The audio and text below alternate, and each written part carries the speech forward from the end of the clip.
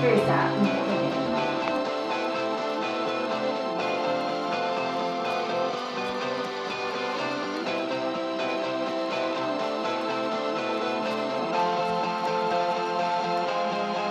At least I knew it was a lie. She's not very bright, but Jenny's alright. She tries, but then she gets tired. She tries to hide, but Jenny's alright.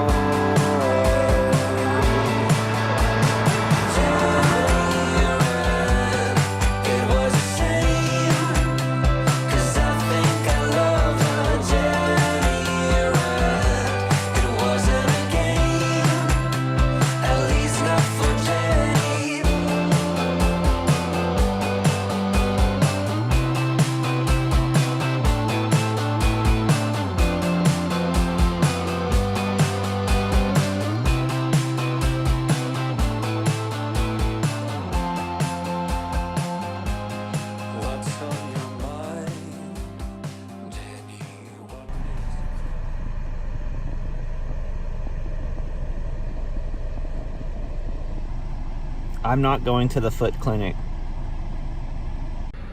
So, I've struggled with what this channel is going to be almost since I started it. And for 30 episodes now, I've just kind of gone with it. And I have mostly fallen into the tutorial and gear review segment, which gets good views. And it does well, and my air conditioner is probably really loud, but this is off the cuff here. But maybe I've been thinking that maybe I need to make it an actual vlog and need to talk about some vloggy things. But first, let's take care of some old business. Here you see a macro photograph of a film negative. And if you look at the little card up there, you'll see my video about making these. My technique is pretty similar, but I've had a lot of questions about how I edit color negatives. And this right here, the white balance on that negative rebate, the actual black part of the negative, not the film part, is the key to everything. You notice how the color balances when I click that. And the same goes for black and white, really.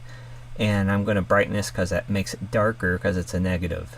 And here I'm inverting the curve, much like if you look at the card, my black and white negative scan fix. Notice I move that to that edge of the histogram.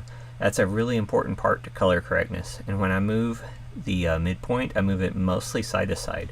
Now I'm going to the red channels and I'm just moving the midpoint side to side. And you notice on the histogram at the top that those different channels on the histogram seem to be aligning as the color balance reaches the correct area.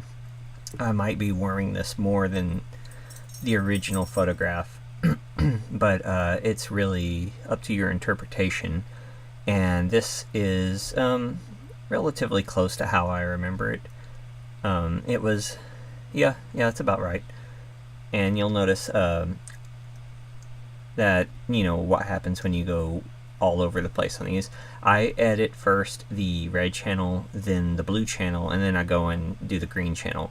And you can affect the overall balance and everything, but everything, remember, this is still a negative, so things are still kind of backwards, and that can be really confusing. Highlights are shadows, whites are blacks, blacks are whites, and highlights are shadows, and it just takes a little work. And I like doing this in Lightroom because it's got the capabilities of RAW, and there you can do it in Photoshop, and I might do a Photoshop tutorial, but honestly this has been so easy for me of late.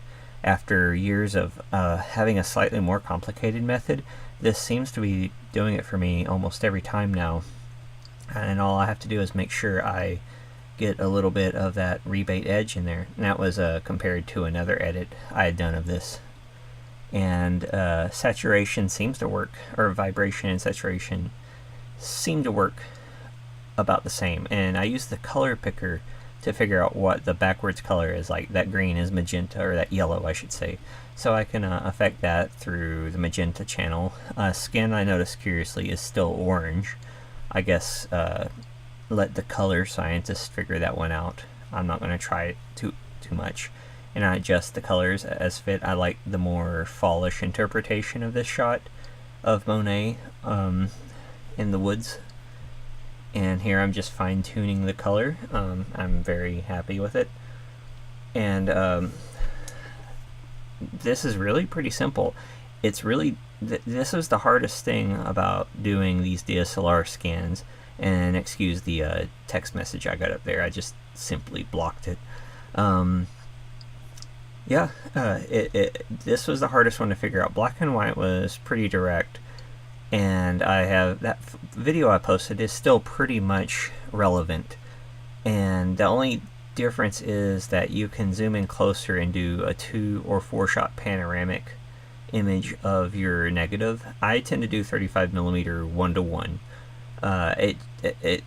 35mm film doesn't resolve like 60 megapixels of modern full frame cameras anyway, and this is shot on a Leica. So, I mean, it's about as good as it's going to get.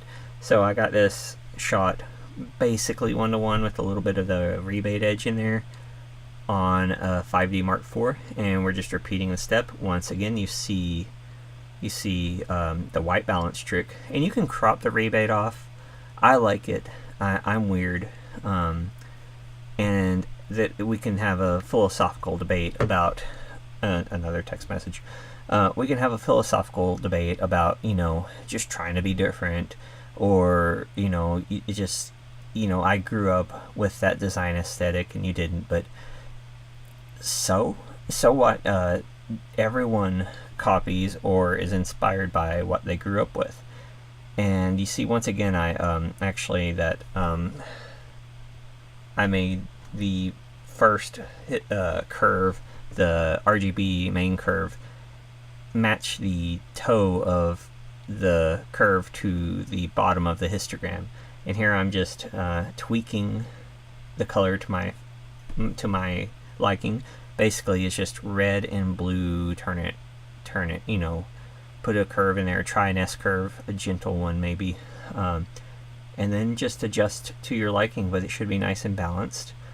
And this is a little flat, but you can definitely do something warmer. And you're free to basically do your normal adjustments beyond this, but you just it's awkward to do everything backwards at first, but it doesn't bother me too much.